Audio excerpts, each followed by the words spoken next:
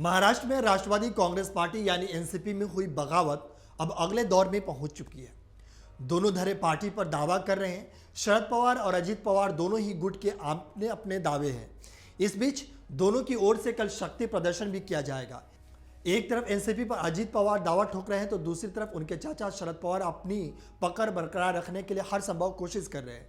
वही एनसीपी में टूट के बाद कहा जाने लगा है कि लोकसभा चुनाव के लिए जो विपक्षी एकता की बात हो रही थी वह खत्म हो गई है। अनुमान लगाया जाने लगा है कि पिछले दिनों पटना में हुई बैठक के बाद अब ऐसी कोई बैठक नहीं होगी। हालांकि अगली बैठक बेंगलुरु में होना तय हुआ था, लेकिन कहा गया कि यह बैठक भी कैंसिल हो गई है। अब इस बैठक को लेकर कांग्रेस पार्टी की तरफ से बड़ा अपडेट सामने आया है।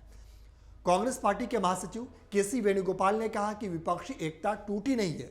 उन्होंने कहा कि विपक्षी पार्टियों की बैठक 17 और 18 जुलाई को बेंगलुरु में होने वाली है। विपक्षी एकजुट है और बैठक के लिए तैयारी कर रहे हैं। वहीं इससे पहले यह बैठक 13 और 14 जुलाई को होनी थी। आपको बता दें कि 23 जून को पटना में विपक्षी दलों की बैठक हुई थी, जिसमें 15 विपक्षी दलों के नेता शामिल हुए थे। इस बैठक में सभी पार्टियों के नेताओं ने एकजुटता दिखाई। इस मीटिंग में लोकसभा चुनाव 2024 के मद्देनजर एनडीए और भाजपा को हराने की योजना पर चर्चा हुई थी। इस बैठक के बाद कहा गया कि अगली बैठक 10 और 12 जुलाई की विपक्षी दलों की अगली बैठक शिमला में होगी, लेकिन अब इस मीटिंग के स्थान को बदल दिया गया है। इस बैठक को लेकर नीतीश कुमार ने कहा कि सभी नेताओं ने अच्छे से मुलाकात हुई है। सभी विपक्षी दलों ने मिलकर चुनाव लड़ने का फैसला किया है। बता दें कि महाराष्ट्र में हुई सियासी उलटफेर के बाद सवाल उठने लगा है कि आखिर अजीत पवार की बगावत के पीछे की असली वजह क्या है। सवाल यह भी उठ रहे हैं कि कहीं इस पूरे सियासी खेल के पीछे महाराष्ट्र की राजनीति के चाणक्य यानी शरद पवार का ही तो हाथ नहीं है। लेकिन असलियत क्या है? अजीत पवार ने एक झटके में मराठा छत्रप शरद पवार की सियासत को बदल दिया। कल तक जिसे महाराष्ट्र की सियासत का चाणक्य कहा जाता था, वह भतीजे की दावत से अकेला खड़ा नजर आ रहा है।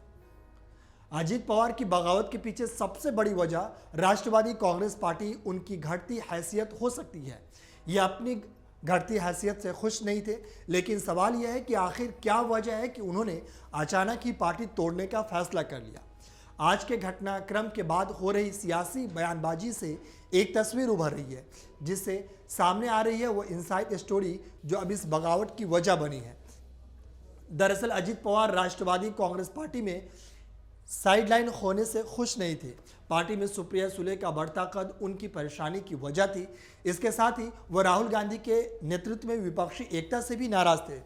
बता दें कि शरद पवार 2024 के लोकसभा चुनाव के लिए लगातार विपक्षी एकता को मजबूत करने की कोशिश में जुटे थे। वहीं शरद पवार ने अजीत पवार की बगावत के पीछे केस का डर बताया है। यह कोई छिपी बात नहीं है कि अजीत पवार एनसीपी में लगातार कमजोर होती जा रही अपनी स्थिति से खुश नहीं थे, लेकिन सवाल यह है कि उन्होंने अचानक अपने चाचा को इतना बड़ा झटका देने का फैसला क्यों किया।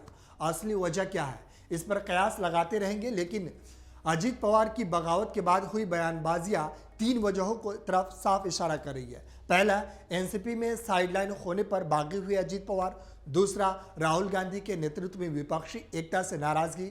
और तीसरा, अजीत पवार ने केस के डर से पार्टी तोड़ दी है। अमर उजाला अब आपके टीवी पर भी।